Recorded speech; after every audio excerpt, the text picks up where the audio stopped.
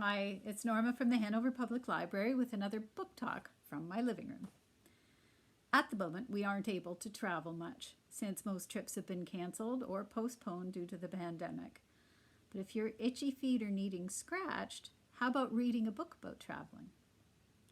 Bonus points if it makes you laugh too, because don't we all need a good laugh? Today I'm going to tell you about a lovely little book written by UK television personality Tony Hawks. Back in 1998, Mr. Hawks was having a few pints in a pub with a friend. It's possible he had a few more pints than was strictly wise, for he discovered the next day, through the haze of his hangover, that he had wagered with his friend £100 that he could successfully hitchhike around Ireland in 1 month with a fridge. Oh dear. The result of this lack of sober forethought is this book, Round Ireland with a Fridge. And what begins as a drunken bet turns into a hilarious, heartfelt love song to the people of Ireland. First thing upon arriving in Dublin, Tony acquires a fridge, just a small bar fridge, and not too tough to lug around, and a trolley to pull it with. It's suggested to him that he get in touch with a local radio station that liked to get behind wacky adventures. It was this contact that really got the fridge rolling.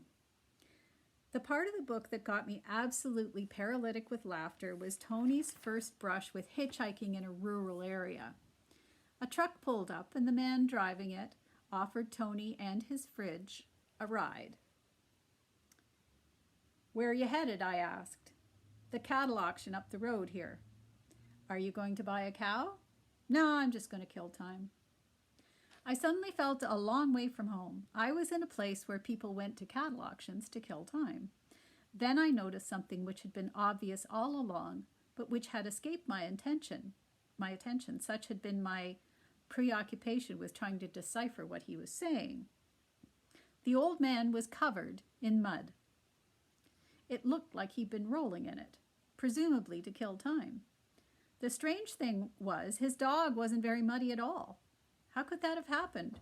Dogs pride themselves on getting muddy, and to be less muddy than your owner must be deeply shameful. I reckon that's why the dog was so keen to look out the window, keeping a check on the whereabouts of other dogs so it could avoid them and maintain some kind of respect in the area.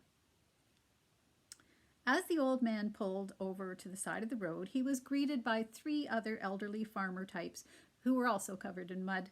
They weren't as muddy as him, obviously, but certainly muddy enough to be on the committee of the muddy gang.